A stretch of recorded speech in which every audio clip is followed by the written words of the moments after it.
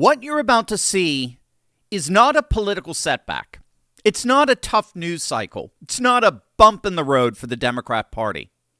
What we are literally witnessing in real time is an extinction-level event. In the last 72 hours, the entire electoral strategy of the Democrat Party that they've spent years building, the maps, the court maneuvers, the constitutional shortcuts, the backroom schemes, just got detonated one by one by a court they can't control, a calendar they can't stop, and a math problem they can't solve.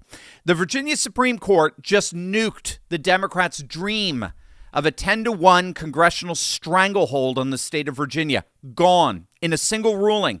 And rather than accept the verdict of a duly constituted court of law, the Democrats have responded with a plan so brazen, so radical, so unhinged that even some of their own allies can't believe they're actually considering it. So will their radical scheme against the Virginia Supreme Court work? That's exactly what we're about to find out.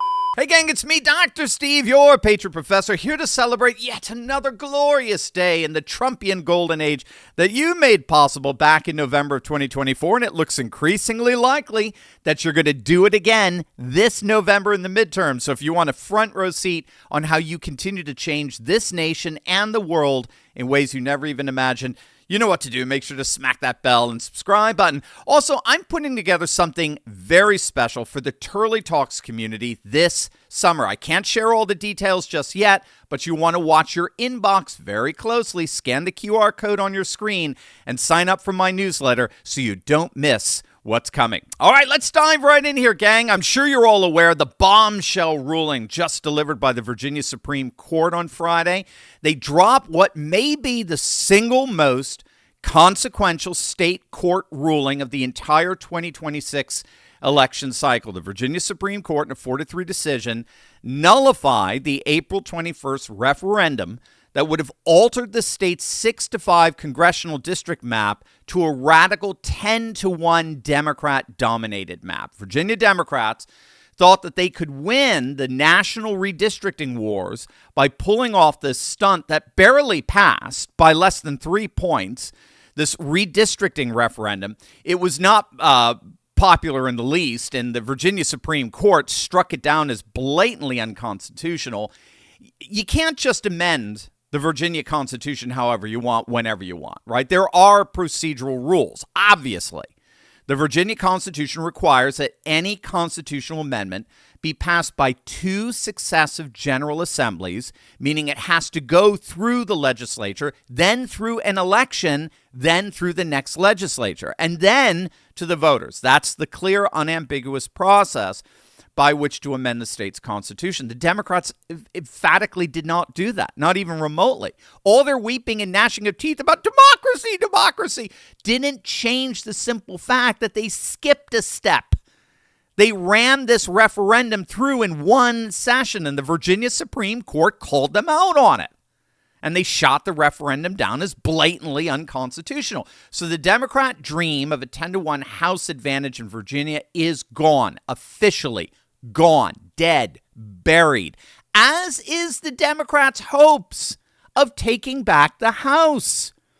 Axios is reporting that Democrat leadership is openly panicking as they more and more realize that the midterms are indeed slipping away from them.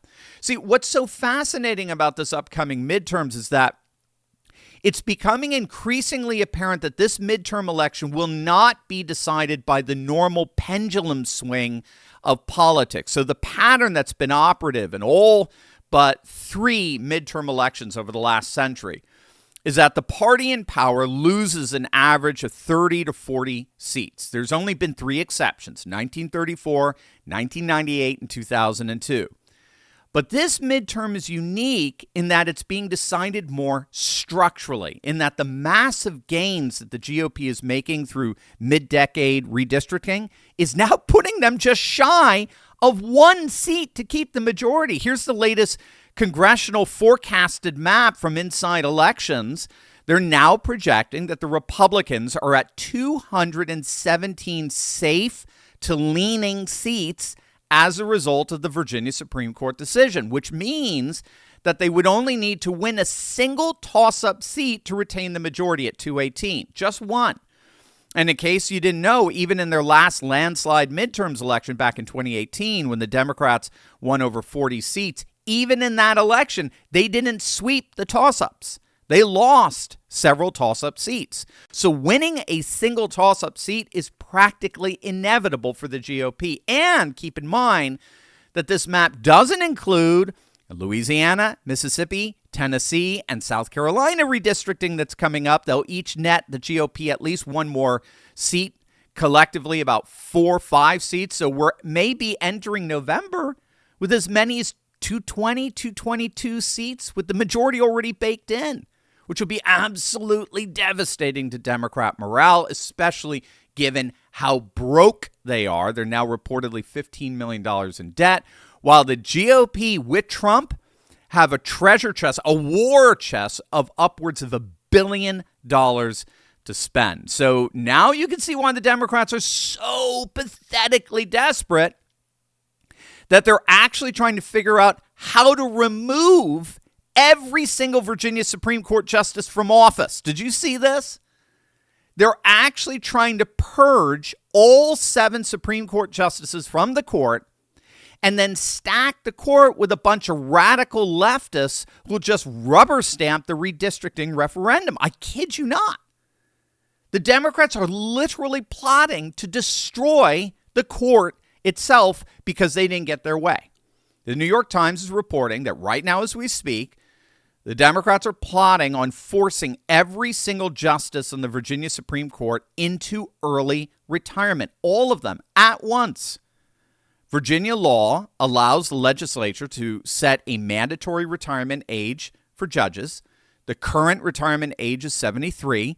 So what Democrats are plotting is dropping it to 54, the age of the youngest justice, and make it take effect immediately. And boom, they believe by doing that, the entire court will be gone literally in overnight. Then they'll stack it with handpicked liberal activists, have them rehear the case, and reverse the ruling. My namesake, Jonathan Turley, law professor at George Washington University, he's calling it the gut and pack scheme. Gut the court, pack it with loyalists, reverse the decision. Literal banana republic, Venezuela-style judicial manipulation. So is it going to work? Did the Democrats hash out a successful plan to thwart the Virginia Supreme Court? That's exactly what we're about to find out. While Trump unleashes a political reckoning, there is another crisis poisoning every American in some way, shape, or form, even in the comfort of our own homes. I'm talking about the microplastic epidemic. Now, you may have heard about this, but this is pretty shocking stuff. Check this out. White ones, we've got clear ones. Tons of microplastics wash ashore all over the world every day. And now for the first time, scientists in the Netherlands have detected microplastic pollution in human blood.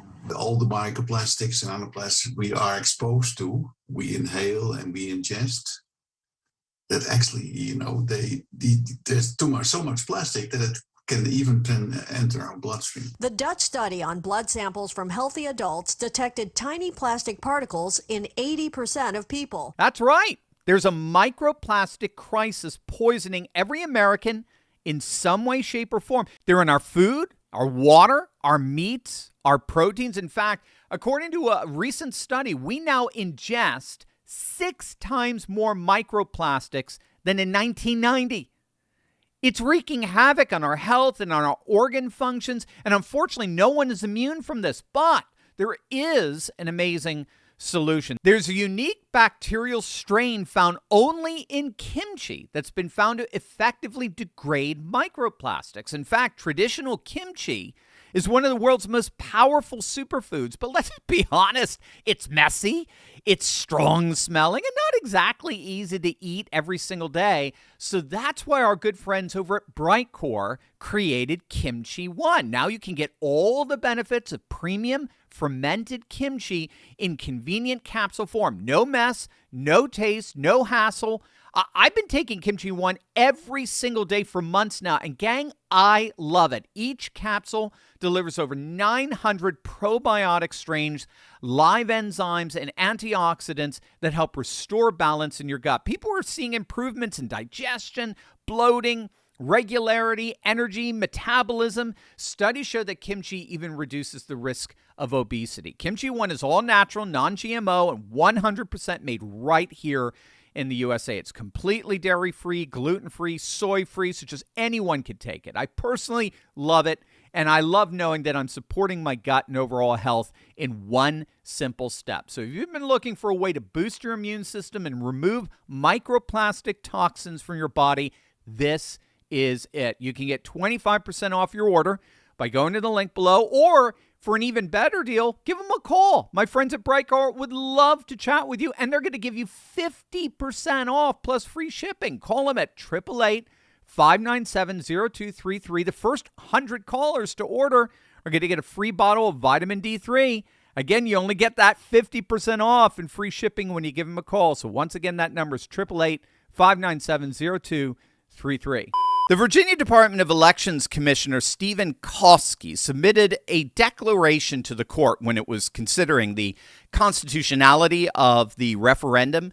And in that declaration, Commissioner Koski identified a very important date, May 12th, that's tomorrow, as the point of no return. His exact words in the filing, quote, "Delay beyond a certain point becomes uncorrectable."